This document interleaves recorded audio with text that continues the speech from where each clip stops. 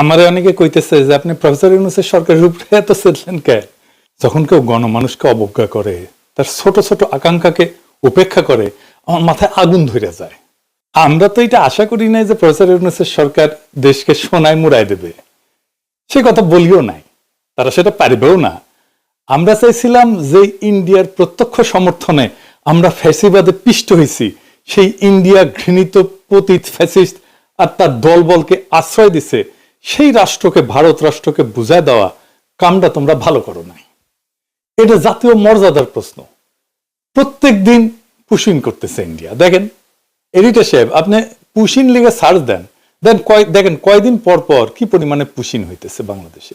আর মোদির ফুয়া, বিএনপির রিকমেন্ডেশনে হওয়া আমাদের পররাষ্ট্র উপদেষ্টা শ্রী শ্রী তৌহিদ আনন্দ প্রভুপাদ পাকিস্তান হইলে পৌরুষ জায়গা ওঠে, আর ইন্ডিয়ার পুশিনে নেতায় যায়। আমাদের স্বরাষ্ট্র উপদেষ্টা কয় এটা ইন্ডিয়ার উস্কানি না, মানে ওই বাংলাদেশের উপদেষ্টা না ইন্ডিয়ার উপদেষ্টা, এটাই প্রশ্ন। হাসিনার আমলে কেন পুশিন হয় না?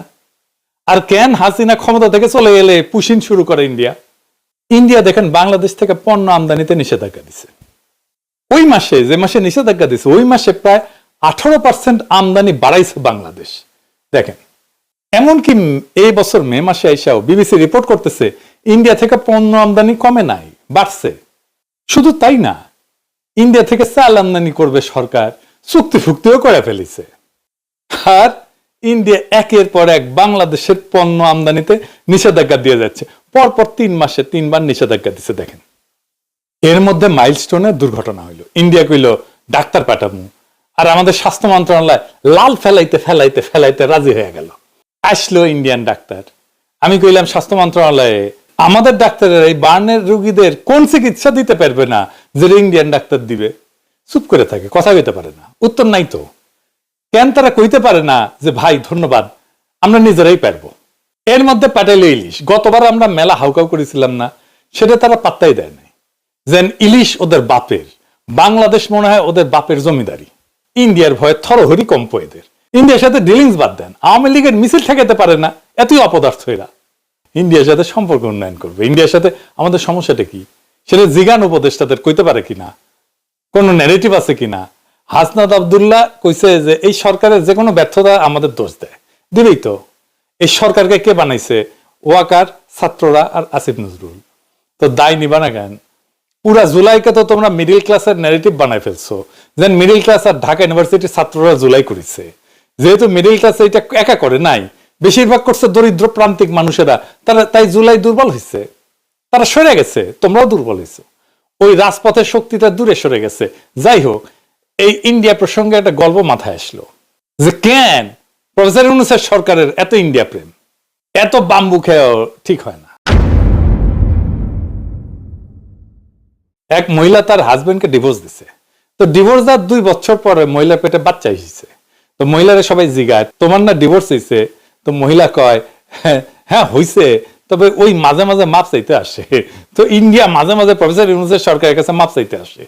যাই হোক, আজকের বিষয় ছিল নারী আসনে সরাসরি ভোটের বিষয় নিয়ে আলাপ করা। আসেন এটা দেখি, তাহলে দেখবেন আমাদের পলিটিক্যাল পার্টি, প্রফেসর ইউনূসের সংস্কার কমিশন আর এই ঐক্যমত কমিশন কেমন ভালসুন আর মূর্খসুদা। বাংলাদেশের সংসদে এতদিন 50টা নারী কোটার আসন ছিল।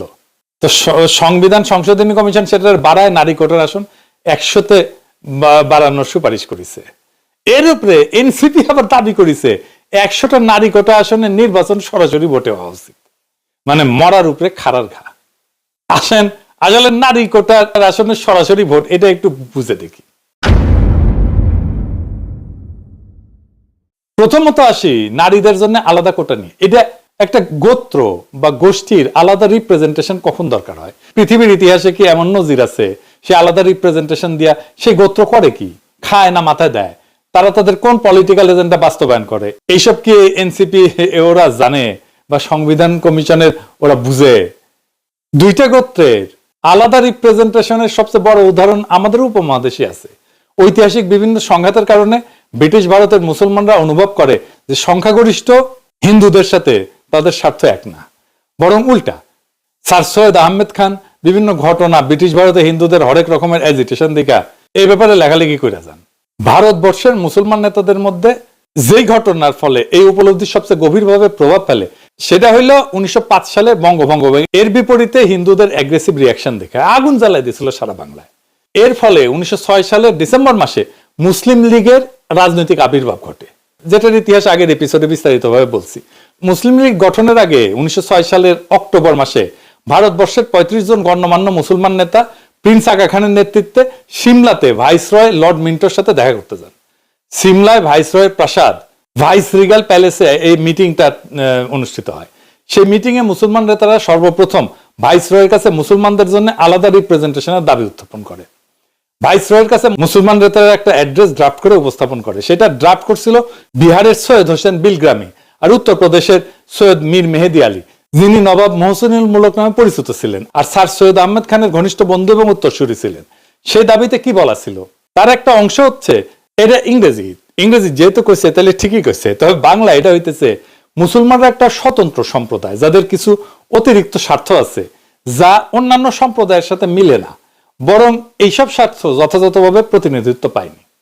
এর ফলে সিমলা ডেপুটেশনে মুসলমান নেতারা ভাইসরয়কে জানায় যে সামনে ব্রিটিশ ভারতের যেই নতুন সাংবিধানিক রিফর্ম বা সংস্কার আইন আসতেছে সেইখানে যেন মুসলমানদের জন্য সেপারেট ইলেক্টোরেট বা আলাদা ইলেক্টোরেট থাকে।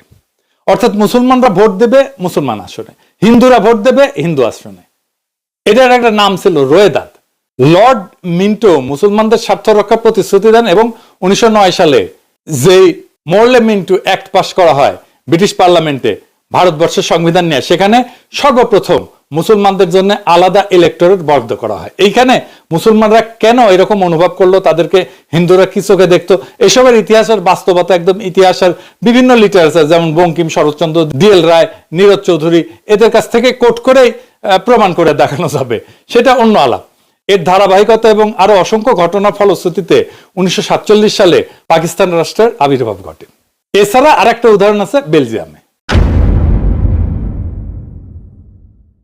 বেলজিয়ামের দুইটা গোত্র আছে, ওয়ালুন যারা ফরাসি ভাষায় কথা বলে, আর একটা হচ্ছে ফ্লেমিশ বা যারা ডাচ বা ওলদান ভাষায় কথা বলে। ফেডারেল পার্লামেন্টে এই দুই গোত্রের রিপ্রেজেন্টেশন সেপারেট, তাদের আলাদা আলাদা সিট মানে সেপারেট ইলেক্টোরেট। এছাড়া এদের নিজস্ব আলাদা পার্লামেন্টও আছে, মানে খালি ওয়ালুনদের জন্য পার্লামেন্ট আর খালি ফ্লেমিশদের জন্য পার্লামেন্ট। তাইলে এতক্ষণ ধরে যা বুঝলাম আমরা, সেটার মর্মার্থ হচ্ছে একটা গোত্র বা গোষ্ঠী তখনই নিজেদের জন্য আলাদা সেপারেট ইলেক্টোরেট অথবা রিপ্রেজেন্টেশন দাবি করে যখন তারা অনুভব করে যে তাদের স্বার্থ অন্য গোত্র সংরক্ষণ করবে না। তারা অন্য গোত্রের মানুষকে বিশ্বাস করে না এবং অন্য গোত্রের মানুষ যা করবে যে সেটা তাদের স্বার্থের ঠিক বিপরীত হবে। এখন এই যে নারীদের জন্য আলাদা সংরক্ষিত আসন, এটা তো একটা হাজারু মার্কা আলাদা রিপ্রেজেন্টেশনের বুদ্ধি, একদম টিপিক্যাল বাঙ্গু প্রগতিশীল মার্কা বুদ্ধি। কিরকম প্রগতিশীল, এই যে দেখেন দিল্লির মাল মতিগঞ্জ প্রথম আলো এটার একদম ডাইহার্ট প্রমোট করে। মতি মাহফুজ আমাদের যা করতে বলবে আমাদের বাই ডিফল্ট সেটার উল্টা কাজ করা উচিত। আসেন, আমি পিনাকি ভট্টাচার্যের প্রত্যেকটা কথার সাথে আমি একদমই একমত পোষণ করতেছি। কারণ আপনি দেখেন দুটা দল, দুটা রাজনীতি দল, দুটা দল এই জন্যই দুটা দল হয়েছে যে একটা আরেকটার কি করবে, আরেকটার বিপরীত দ্বিমত পোষণ করবে, আরেকটার বিরোধিতা করবে, গঠনমূলক আলোচনা করবে, এটাই তো স্বাভাবিক। এখন আমাদের বাংলাদেশের যে রাজনীতি, অন্যান্য রাষ্ট্রেও তো আমরা দেখি বিভিন্ন দল, বিভিন্ন পার্টি, বিভিন্ন সিস্টেম রয়েছে, বিভিন্ন সংবিধান রয়েছে। সো সেম টু সেম আমাদের বাংলাদেশেও অনেক দল রয়েছে, আমাদের একটা সংবিধান রয়েছে, একটা সিস্টেম রয়েছে। তো এখন এই সিস্টেমের মধ্য দিয়ে আমাদের একটা সুন্দরমূলক আচরণ করা দরকার, একটা সৌন্দর্য রাজনীতি করা দরকার।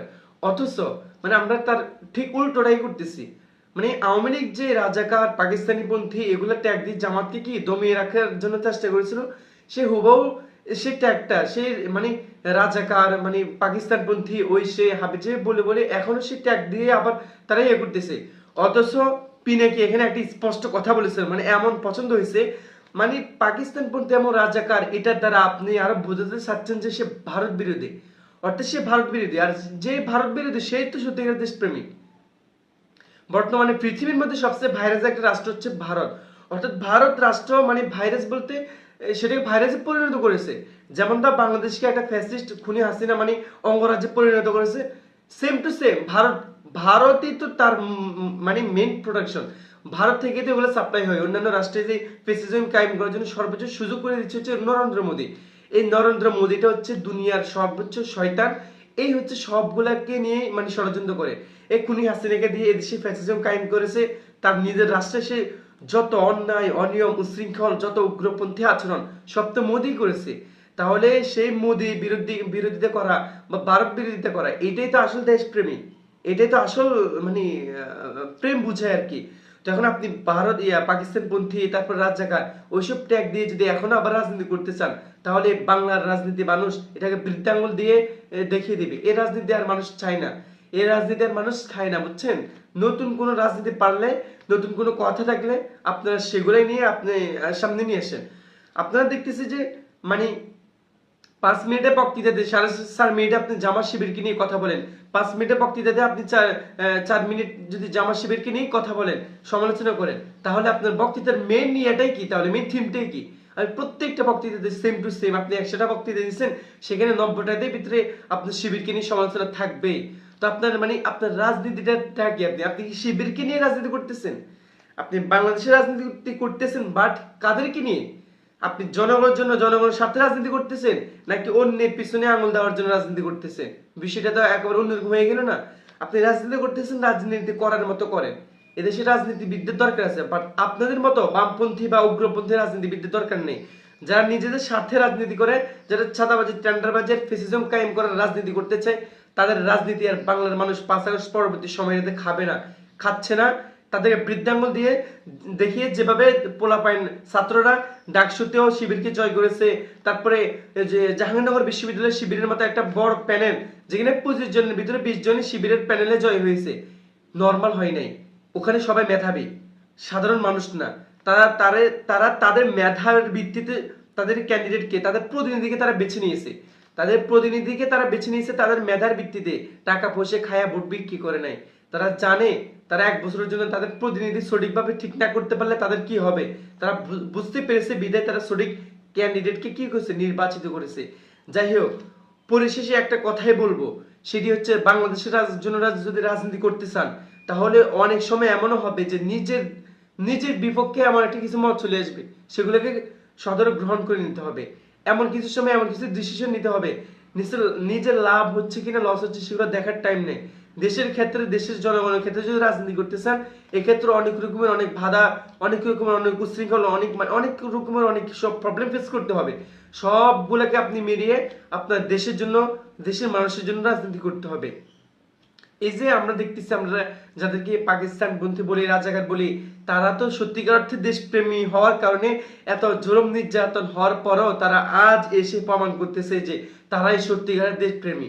মানুষ দেখিয়ে দিচ্ছে সেটা, মানুষ তাদেরকে গ্রহণ করতেছে, মানুষ তাদেরকে আহ্লান সাহলান জানাচ্ছে যে আসেন, আপনাদেরকে আমরা নির্বাচিত করতে চাই।